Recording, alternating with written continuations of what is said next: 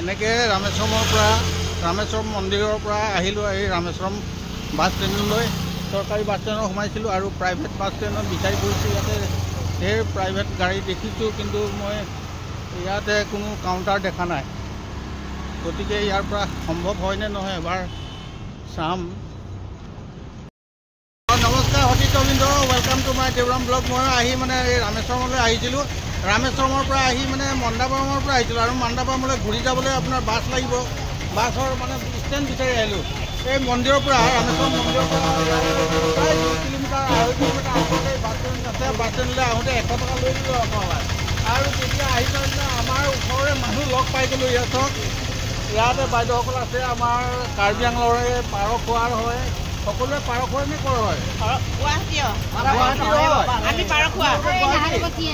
নাহৰকটীয়া বা গুৱাহাটী নাহৰকটীয়াৰ আছে, আমাৰ কাৰ্বি আংলৰ পাৰ খোৱাৰো আছে। যেই হওক আমি ইয়াত লগ পাই গ'লোঁ। আপোনালোকক এইখিনি বাছ ষ্টেণ্ডটো দেখুৱাইছোঁ এইকাৰণে যে কেতিয়াবা যদি আপোনালোকে আহে নহয়, আপোনালোকে এই ৰামেশ্বৰম মন্দিৰৰ যদি ওচৰত থাকে তেতিয়াহ'লে আপুনি বাছেৰে যাওঁ যদি কয় বাছেৰে যাব পাৰিব। কিন্তু বাছৰ ষ্টেণ্ডটো আপোনাৰ ইমান দূৰ 2 কিলোমিটাৰ 2.5 কিলোমিটাৰ তাত আছে। আৰু ইয়ালৈ আহি পেলাই বাছ ষ্টেণ্ডত টিকেট কাটি ল'ব। এতিয়া টিকেট কাটিবলৈ আপোনাৰ আৰু 10:30 টিকেট কাউণ্টাৰ খোলে। ইয়াৰ পৰা অহৰহ বাছ গৈ থাকে। আপোনালোকে ৰামেশ্বৰমৰ পৰা ধৰক মন্দাপাৰাম যদি যায় ইয়াতে পায়, চৰকাৰী বাছ পায়। আৰু তাৰ বাহিৰেও আপোনালোকে যদি বেলেগ ঠাইলৈ যায়, কন্যাকুমাৰীলৈ যায়, তেনে ইয়াতে বাছৰ সুবিধা পাব। আৰু আপোনালোকক দেখুৱাই আছোঁ সেইকাৰণে বাছ ষ্টেণ্ডটো চাওক এবাৰ।